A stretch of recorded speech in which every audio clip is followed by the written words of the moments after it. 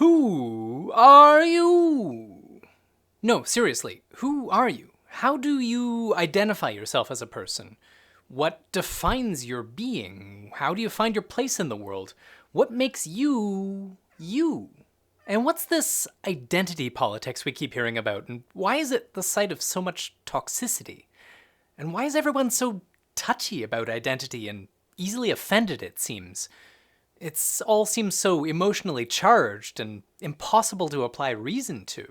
Well, part of the issue is that identity is vital to worldview. It's central, in fact. It's the focus of your subjecthood. It creates the I and the me that exists in the world that you've got. Your concept of identity allows you to operationalize your experiences, to focus the interactions you have with the world. It's your sense of identity that generates the world that you live in, that allows you to interact with others, with their identities and their worldviews. It allows you to make sense of the world around you. Now, there's many different ways of defining identity, and a lot of these are context dependent. Depending on where you are, depending on who you're around, you might identify yourself differently. Most people would identify themselves with, well, their name, their age, their gender, the usual autobiographical stuff that most people just kind of adopt. You might also use your autobiographical history, or that of your generation, or your experiences. How did you get to this point from where you came from? Depending on where you are, it might also involve your culture, your cultural traditions, the narratives, the story that tell the history of the people that you come from and the people that you are. Here in the West, in the modern age, well, you might find yourself at a cocktail party or a mixer or a networking event, and somebody asks you who you are, what's your identity? Well, you might answer something with your profession, what you do for a living. Maybe you might answer with some of your fandoms, some of the things you enjoy. Are you a baseball fan? Are you a football fan? Do you like Marvel or DC Comics? Do you like Star Wars or Star Trek or something else like that? Or maybe your political affiliation. Are you a Democrat, a Republican, a liberal, a conservative? There's lots and lots of ways to form an identity or describe what your identity is. But most of these things are narratively constructed. It's stories you tell about yourself, and even stories you tell to yourself. The story that you tell that generates the picture of who you are. And so as a critical component of worldview, your identity is also narratively constructed. I've made videos before about how narrative constructs reality, and you can see my most recent one right there. It's not just a set of facts, it's not a set of information, it's more basic truths about the way the world is. It's truths about what's valuable, what's known, who you are, what it is to be a person, what it is to exist in the world. It's the basic truths about the reality that you exist in. It's also a set of parameters and norms and cultural values, the things that set what's good or bad or right or wrong, and it's ways of experiencing the world and your place in it. On the most fundamental level, identity is what helps you separate yourself from the rest of the world. What is it that identifies you as a subject rather than just part of the world that you're immersed in? And it's a vital component to establishing your will, your ability to act, your ability to exert agency on the world. And this is a primary component of your default mode network. Basically the stuff that goes on in your brain when nothing else is going on. When you're just active and alert, but not thinking about anything in particular. Maybe you're daydreaming, maybe you're just in a state of readiness. Your default mode network basically is you, your fundamental self that operates when there's nothing else that you need to do. Building this default mode network, and, well, building your identity in the first place, isn't an instant thing. It's a process. It happens over the course of your entire life. And so, in order to answer the question of who you are, what is identity, I guess we should start right at the beginning. At the start of life, when you're still floating around in the womb, there's really no differentiation between you and the rest of everything. You're kind of immersed, floating around in this oceanic feeling of oneness. You and the universe are basically the same thing, because you don't have any ability, no way to understand anything other than just being. At the moment of birth, well, this starts to change a little bit. You're suddenly thrust into this large and at that time, overwhelming world. And it becomes much more difficult to feel any sort of peace in the world because, well, it's always changing around you. But the moment when identity starts to begin is the moment when you realize that these wiggly doodads that start waving in front of your face, oh, that's my hand. And suddenly you understand that you can exercise some will over the world. You have control over these wiggly doodads that you've seen, and you can make them do things, make them do whatever you want. And at first that's quite limited. You can basically just wave them around. But slowly, over time, you start gaining more control over your faculties, and eventually starts to get more complex. You start to gain a sense of ability to affect the world around you. Through early childhood, you start to gain control over your bodily functions, whether and when you go to the bathroom, and start to gain sense of your volitional actions. You can reach out and grasp something, you can walk across the room, and then eventually you start gaining some capabilities. You start to learn some skills and start to be able to affect the world in a more complicated way. And eventually, as you're reaching adulthood, well, you start to differentiate. You start to become your own unique individual with your own desires, your own abilities, your own unique capacities as a human being. A useful tool in thinking through this is the Ericksonian model of psychosocial development. This is a model developed by a guy named Erik Erikson, a guy so nice they named him twice, and, well, you know you can trust him because his name is Eric. As a caveat to this, like any other social science model, well, it's not a definitive, it's not an authoritative thing. It's more a heuristic tool, something that can be used to understand human behavior, human development better. But human beings, of course, are very squishy things. We're not subject to hard and fast science. So there's going to be some exceptions, and obviously this is not going to be 100% applicable in all cases. But the Ericksonian model describes the development of a human being from its earliest stages from birth all the way up through adulthood and into old age. The first 4 stages are the childhood stages, and the first one of these is trust. Of course, you have to be able to trust your environment before you can actually start to engage with it in any way. So if you have trust into your environment, if you're exposed to an environment that's trustworthy, well, then you can start making choices. You can start making decisions and acting autonomously to be able to operate the world. You can start to wander around, toddle around the room. As you start to reach childhood age, as in school age, you start to develop more of a sense for decision-making, more guided by moral reasoning, by ethical choices. You start to understand consequences of your actions and start taking initiative, start to take volitional actions towards the rest of the world. Moving through school age, you start to develop a sense for competence. You start to gain skills and knowledge about the world that enables you to act more complexly towards it. Eventually, this develops into a form of industry, where you can actually affect the world in a complex way that you intentionally choose. If all goes well during this development process, well, as you approach adulthood, you start to individuate. You start to develop a stable sense for self-identity, one which corresponds with your worldview, the worldview that you've generated through socialization and through your experiences with the world, which you can then carry on into adulthood. And this allows the individual to exercise agency, to exercise one's will towards the world, to be able to exert control over your immediate environment and relate with others in a reciprocal way in order to co-construct your reality. But each stage of this development process requires a supportive environment, an environment that allows you to be exposed to the appropriate challenges while also being supported and safe in order for you to be able to confront those challenges and develop new skills.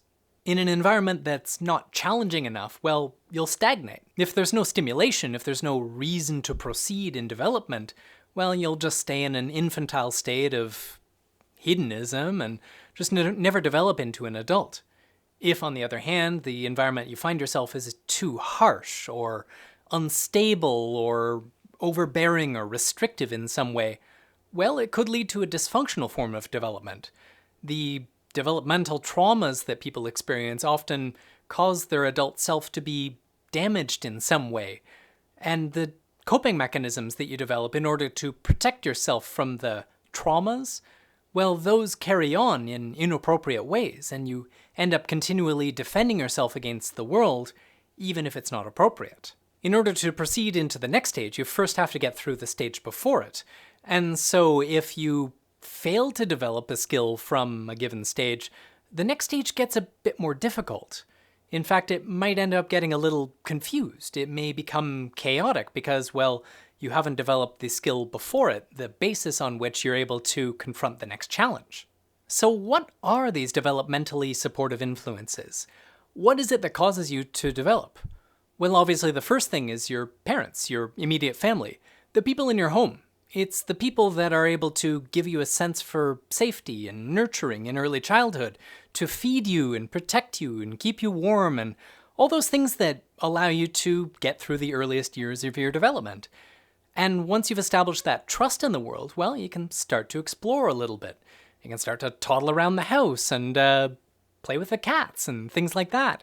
Eventually you go to school and meet some teachers and peers and other members of your community, and those folks expose you to yet more aspects of the world around you.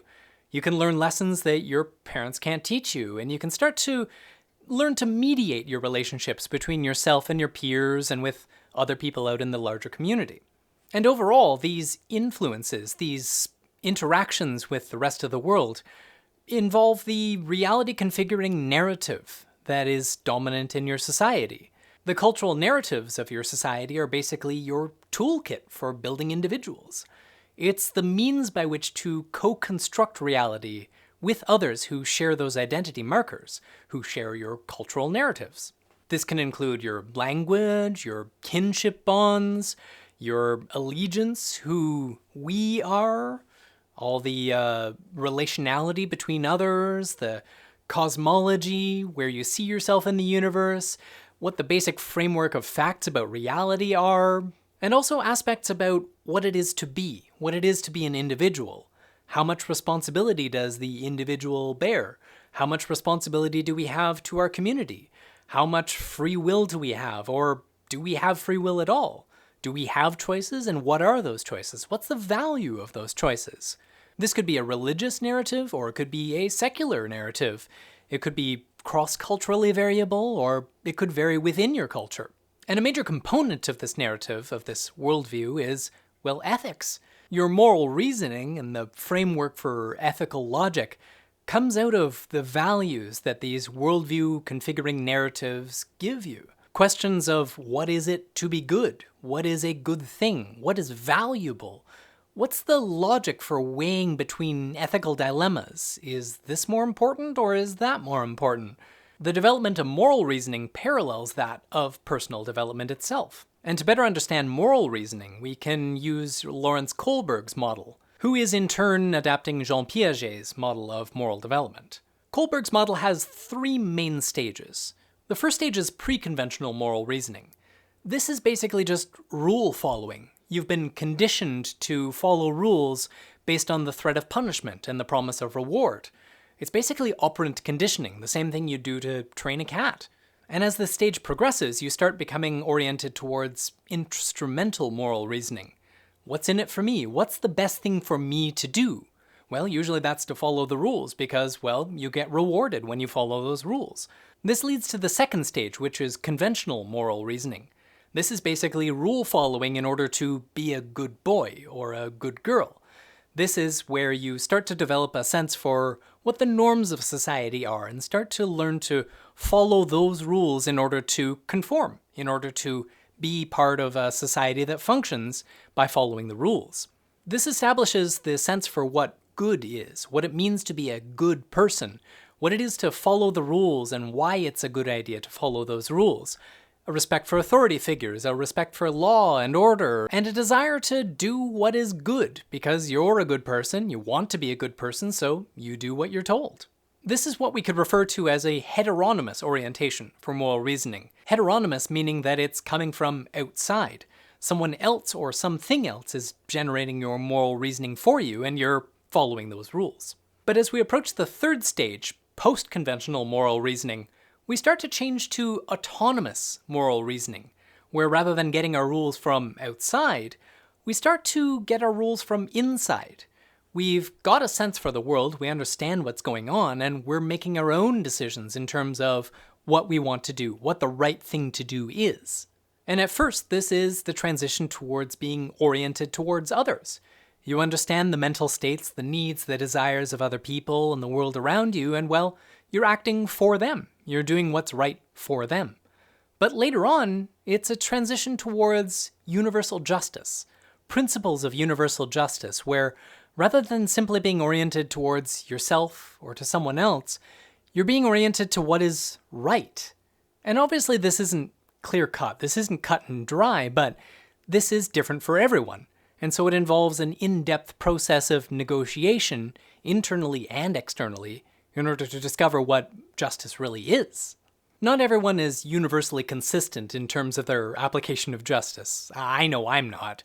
I'm a hypocrite sometimes, and everybody's got their faults. And also there's all sorts of cultural variability.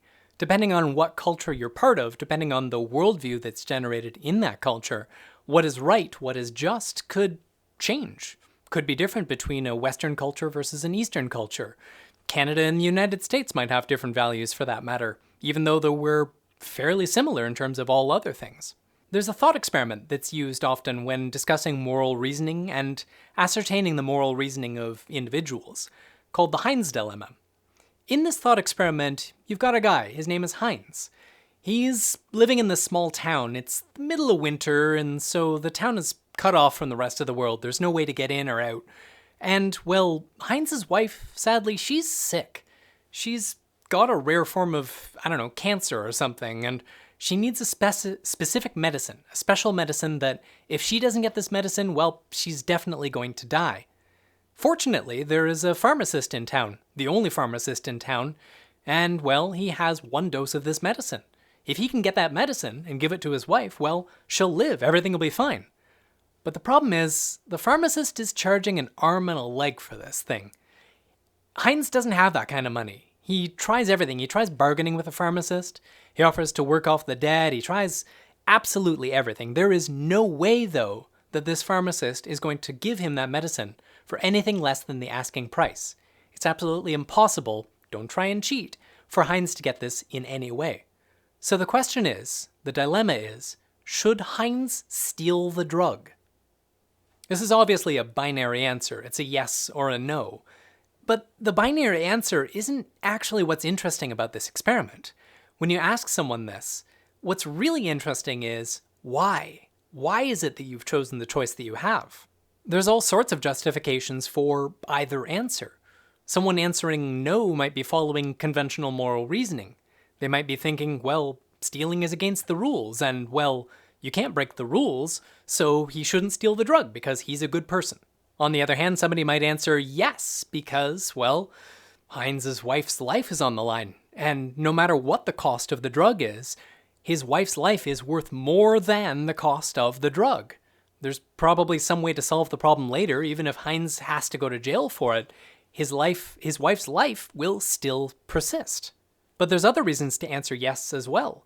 If one is at the pre-conventional stage of reasoning, well, they might just think the pharmacist is being a jerk and they want to punish the pharmacist, so steal the drug in order to make the bad man be taken advantage of. So depending on which answer you choose and how you justify it, it's possible to broadly describe where your moral reasoning is coming from. And what Kohlberg is basically asserting here is that if one is following principles of fundamental justice, you're always going to steal the drug, because life is always worth more than money. Now, obviously, there's a presumption being made in this analysis here that independence and autonomy and individuality and this principle of universal justice is a good thing. We're obviously making that presumption because that's what we value, or at least what I value. But that's not necessarily the case in every worldview. Some other worldview might see the individual's needs as being more important. One might see that the pharmacist's value of the drug is more important than Heinz's life. And it gets more complicated when you're stealing the drug not for Heinz's wife, but for his friend, or for a stranger, or even for an enemy. Arguably, fundamental justice would have Heinz stealing the drug for anyone, literally anyone, because their life, even if it's a serial killer, even if it's Hitler, is worth more than the cost of the drug. But much like personal development, moral development requires a supportive environment to actually occur. Depending on the moral content of the cultural narrative that you're exposed to, these values might change. They might turn out differently. A cultural narrative that valorizes submission and obedience to authority, well, that's going to result in someone that's more rule-following oriented. In order to be good, one must follow the rules. And all this other stuff about fundamental justice and autonomous moral reasoning, well, that's bad because it doesn't follow the rules. This results in someone who's more conformist, someone who trusts in the things just the way that they are. It is good because it is the way that it is. If there's an overemphasis on group allegiance, if there's a particularly strong sense of nationalism or racialism or something like that, well, that could result in rejection of the other. Any other race, any other nation, well, they're not us, therefore they have no value. They don't have any sort of stake in this moral equation. So if Heinz's wife is not of our race, of our nationality, well, she doesn't deserve the drug because, well, she doesn't matter. And likewise, if somebody is in an overbearing environment as a child, at this early stage of development, well, this will impair your sense of trust in the environment. If you can't trust your environment and you never develop that sense of autonomy, well, it's a lot more difficult to actually exercise autonomous moral reasoning as a result.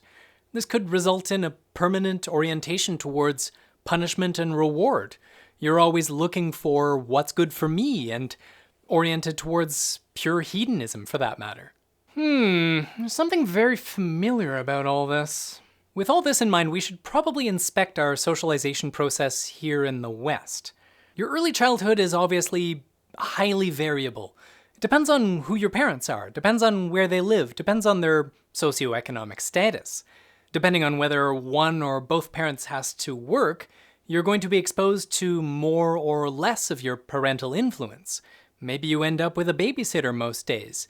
Maybe you don't have much supervision at all. Or maybe you have a doting parent that's always there, that's always caring, that's always loving.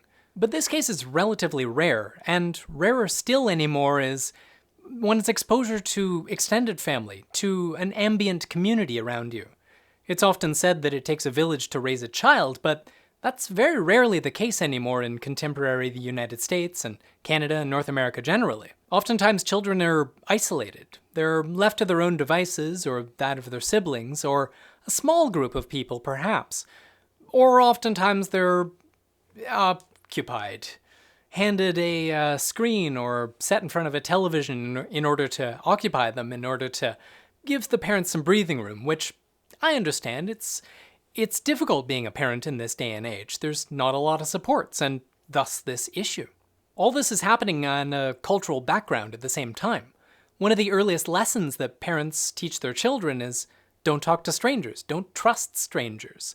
And so this has an impact on how you see the world, how you notice your surroundings, how you see other people. By the time you get to school age, well, one's existence is pretty highly regimented. There's a time clock to be followed. You have to go to school at a given time. You have to go to recess. You have to go to lunch. You have to go home at certain times. And for that matter, during the day, there's different subjects that you go through, and you have to do each thing at the same time as everybody else in your class. This temporal discipline and cohort sorting ends up in a very unidimensional training program. Rather than simply allowing the child to develop in whatever way they will, they're funneled into a specific direction with everybody else that's their age. And even beyond school, many children end up in a lot of structured play activities and other sports and things like that as well.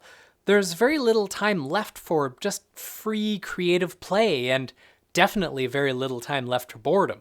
Boredom is often the source of most creativity. Many children end up making the most creative games, the most interesting stories when they're stuck for something else to do. When there's ready access to the internet, when there's ready access to some other form of stimulation at any given moment, well, that opportunity is not really there. There's something being lost there. There's an opportunity that can't be regained. But the school program itself has a secondary purpose. Yes, you're there learning English and math and science and those sorts of things, but there's also a hidden curriculum. Basically, sit down, shut up, pay attention, follow rules, obey authority, pass the tests, regurgitate the information. And this has, well, an iterative effect. The kids that are good at that sort of stuff end up succeeding early, and those early successes start to compound. The people that are better at sitting down, shutting up, and getting with the program, well, they end up succeeding in school. They end up getting straight A's. They end up going through school without much difficulty. Whereas people who are not so good at that, maybe the creative types, maybe the overly social types, the people that always get told to shut up by their teacher, well, they don't do very well. They end up not treated very well by their teachers because, well, they're obviously frustrated and the system as it's designed isn't really working for them. It's trying to pattern them into good little industrial subjects, but that's not what the human being, not what most human beings want to do. And this leads us into a series of contradictions in this program. Yes, in early childhood, we're taught obedience and conformity. It's rewarded even, and deviance is punished. But later, this program is supposed to generate unique, autonomous individuals, people who are going out into the world and changing it some. At the same time, you're being taught sharing and playing nice and cooperation, teamwork, those sorts of pro-social values. But at the same time, there's this narrative being instilled by the culture that's all about competition and radical independence and self-sufficiency and rational self-interest. And yes, this is a broad generalization of parenting and school and childhood experience, but the trends are, I would assert, there. If we look at the dominant cultural narratives of our society, well, they valorize self-made men. The heroes are rugged individuals, avenging good guys, superheroes, mavericks, people with confidence and charisma and dominance. But at the same time, there's this paradoxical valorization of obedience to authority and adherence to law and selfless commitment to hard work for someone else. And on the one hand, the Western ethos emphasizes freedom and democracy and personal choice and personal responsibility and equality of opportunity. But on the other hand, it's also a very strongly hierarchical society.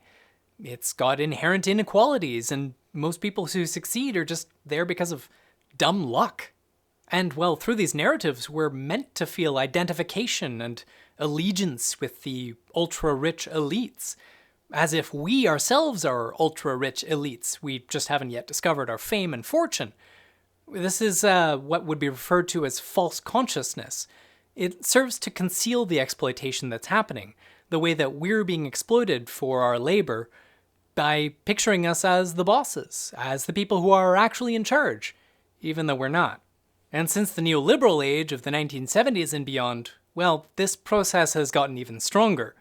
The remaining impulses of solidarity and cooperation are actively suppressed by the narratives of this age. In the terrifying words of Margaret Thatcher, there is no such thing as society, only individuals and families. By this hyper-individualistic logic, there's no responsibility of government to the people or people to other people, nor responsibility for people to the generalized other of society. The only thing that matters to the neoliberal subject is a strictly rational, self-interested, utility-maximizing imperative for one's own self-interest. The highest good for someone in this ideology is, well, just having the most toys, making the most money, making the most use of your utility in order to be the best person you can be. This is the ideology that C.B. Macpherson terms possessive individualism. Taken as a whole, this cultural environment is not supportive of moral growth, moral development. It's this individualistic ideology. It just accultures us to this idea of a just world, that people are rewarded for being good people, and people are punished for being bad people. If someone is rich and powerful and famous, well, clearly they're good. Clearly they've done good things and they're being rewarded for this.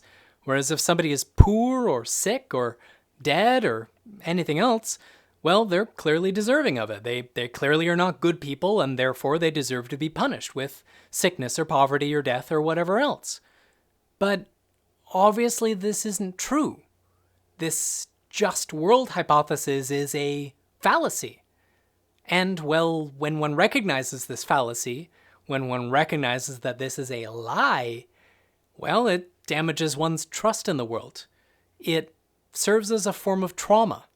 When a basic fact about reality that's so fundamental is recognized as a lie, as a complete fabrication, well, it's difficult to have a sense for trust in anything else. With something that's so basic to your existence, to your way of forming your identity, well, what else is untrustworthy? What else can be trusted even past that point?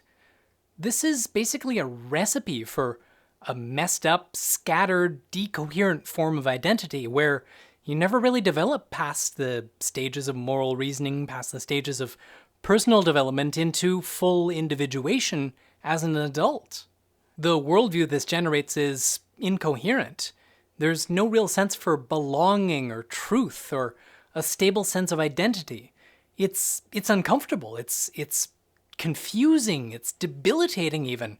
It's impossible to form any sort of sense for action and agency. In fact, you live in a hostile world at this point. Instead of an agentic, autonomously reasoning, willfully acting, differentiated subject, well, we're left in a state of arrested development.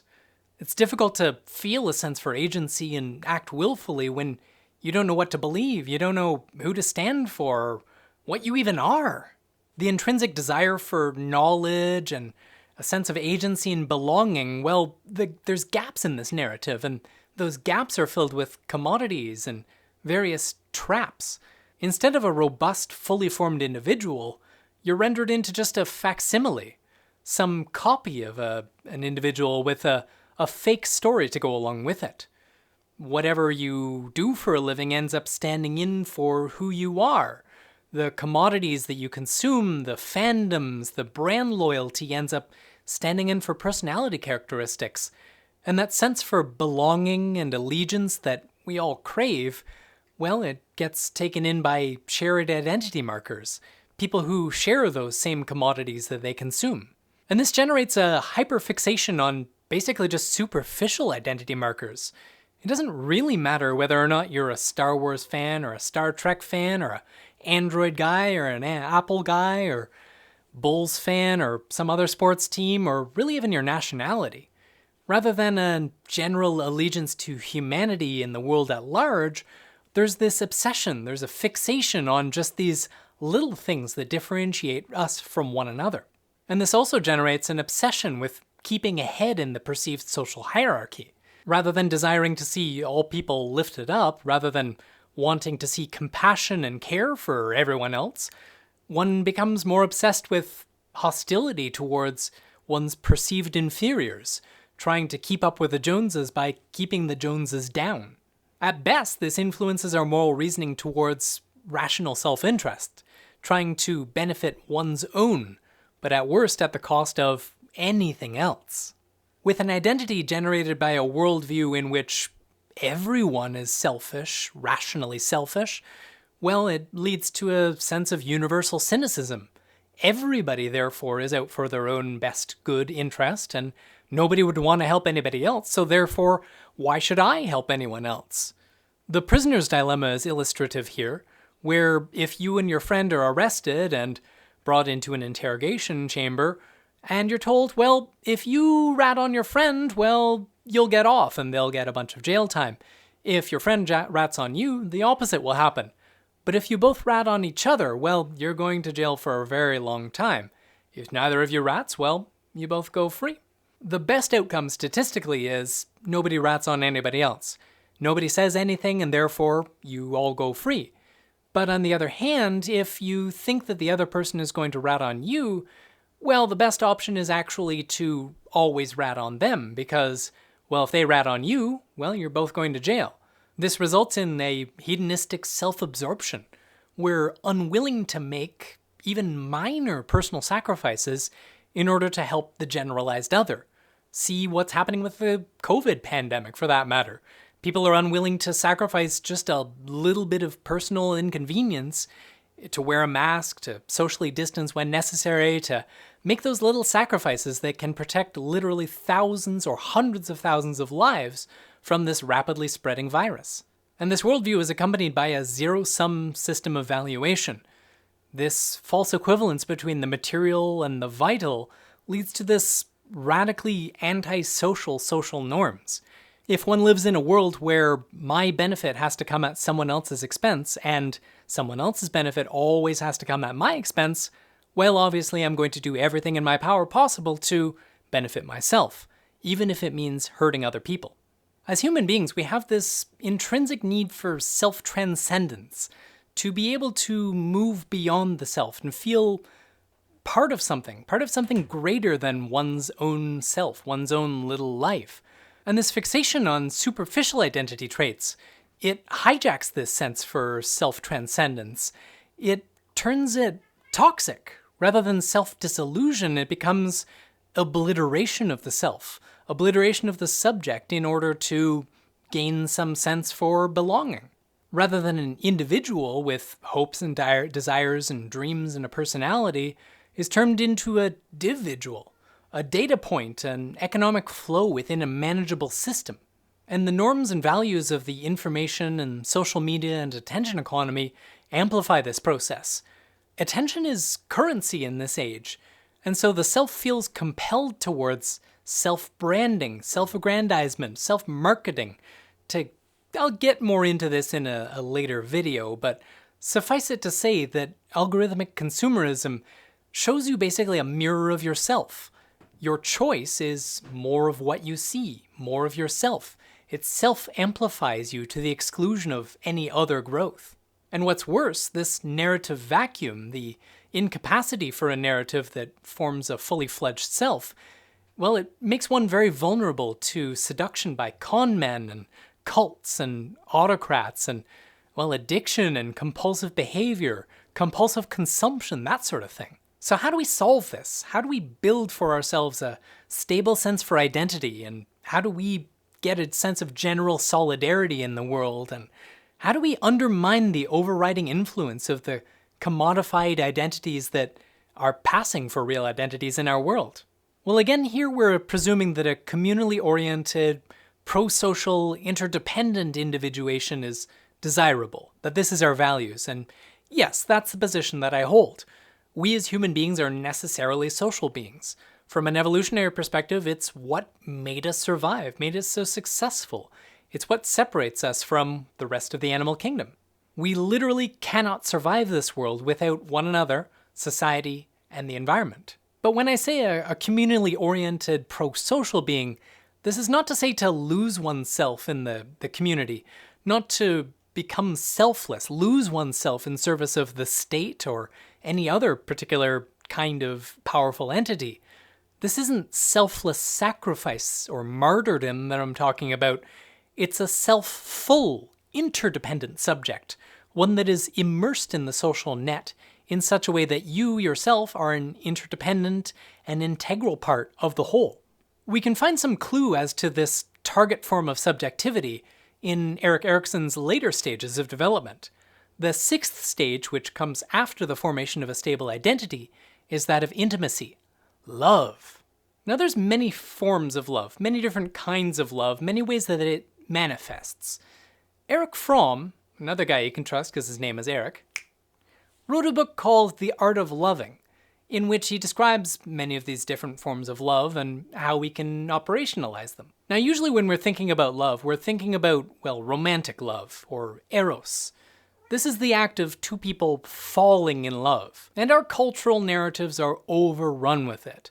All the fairy tales, all the love stories on TV, all the books, everything has an aspect of falling in love between two people who may or may not really belong together. But oftentimes these narratives, and often the way that we embody romantic love, is actually kind of toxic. Whether it be possessive or contingent in some way, or controlling, or instrumental, getting something out of it for yourself in a selfish way, or for that matter, oftentimes, especially in young love, just lust. And oftentimes this results from a problem of identity.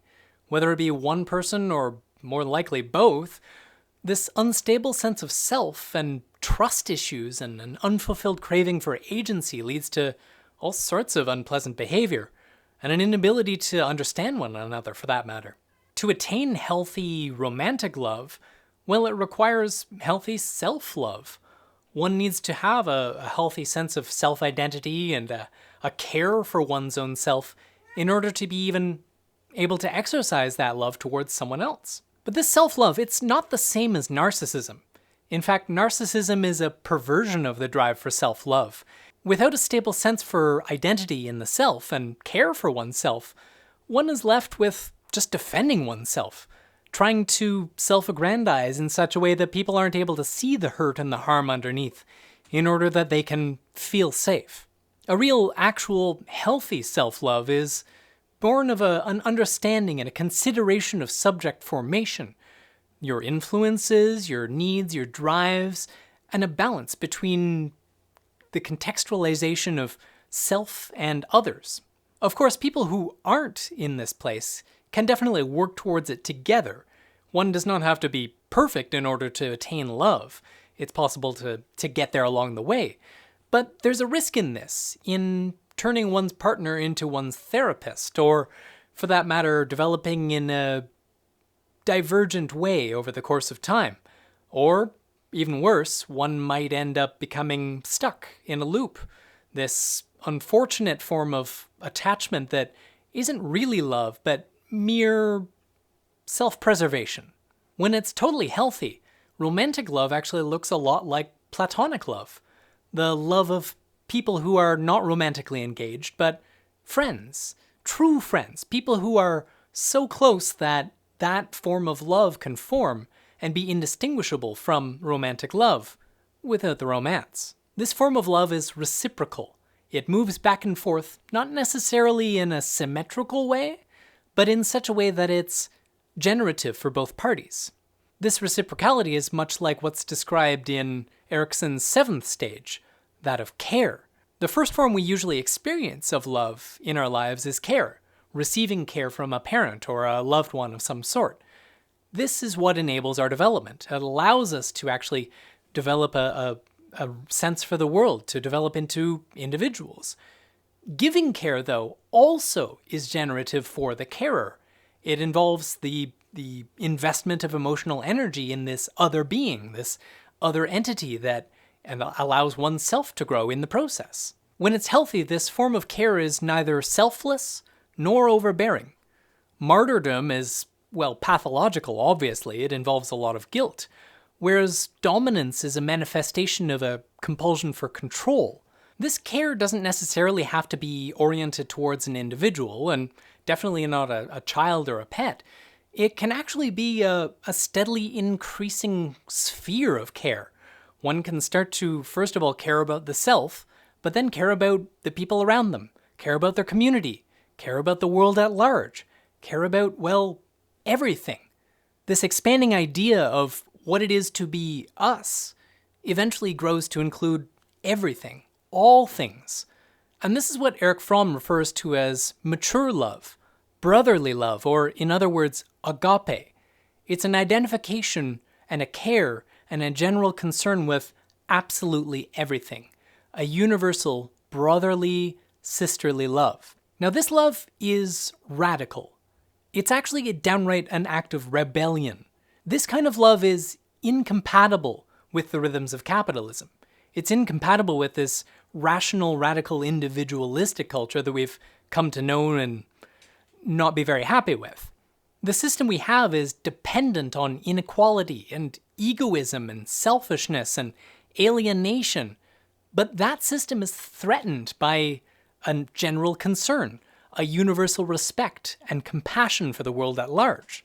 The social norms of ignoring or rejecting others just can't be followed from within this subjectivity of radical love. And any law that is contrary to this law is, well, it's invalid. Radically loving individuals are not bound by such laws. You act with respect to justice instead, and justice only. Now, of course, this is an overwhelming responsibility. It requires cooperation, a lot of negotiation between people, and, well, humility. Because we need to know that we're not always right. We don't always know what justice is. We need to engage fully with the world and those in it in order to determine what is right. Following rules and laws is simple. All you have to do is just read the law books and do it. But acting out of love, out of justice, out of true justice, involves everyone being involved together in it. And in order to practice this form of love requires, well, discipline. We need to be freely pledged. We need to decide this thing and commit to it, to decide to be radically loving individuals and concentrate, to focus on and pay attention to all the aspects of this process of radical love. And of course, we're all going to make mistakes, so we need also to be patient, to wait for things to improve, to allow people second chances, to forgive easily, and to forgive ourselves when we screw up. And also we need to be intentional about it. We need to know what our aim is here. We need to know that we're working towards a better world and just act with that in mind in all moments, in all acts of every day. And this kind of radical love leads us to Erik Erikson's final stage of development, that of integrity. The sense that you've done something that's made a positive difference on the world. To know that you've left the world better than you found it in. To achieve this, though, does require this radical form of love. To be able to engage fully with the world, to take risks, to go against the norms and build a world that's bound on love rather than on some rules that are only really good for the elites. And if we're to have any chance of survival on this planet, if we're to beat climate change, if we're to overcome these false boundaries between us and start working together towards a better future, well, we need to do this. We need to do this en masse. We all need to commit to this form of radical love and change the world in such a way as to match it. And to get there, we need to reject the reified meanings, the ones that have been designed to curtail our agency. We need to engage with radical self-love, to become one's own parent, to nurture oneself into this fully formed individuality that can actually have self-love and love for the generalized other. And we need to care for one another. We need to recognize and appreciate the generalized other as the self, the co-identification of the self with the world, to apply loving compassion and concern universally and unilaterally, which is not to say carelessly, or to one's own detriment, but rather to trust that everyone else will also do this too, and help to make it happen. So who am I? Well, I am me. I'm a human being of planet Earth. But I am also you. I'm being reflected in your eyes, and I'm part of the society you live in, as you are a part of me and mine. Alone, we're nothing, but together, we're everything. And, well, we can be whatever we want to be. So let's do that. Thanks for watching. I hope you enjoyed this. If you did like the video, please hit the like button if you could, and, well, subscribe to the channel, because I make these videos daily, and check back in later to see more. If you would also be so kind, could you share the channel? Because I'm trying to build an audience here. I'm still relatively new at this, but I'd like to try and grow this if we can. So once again, thanks for watching, and I'll see you tomorrow.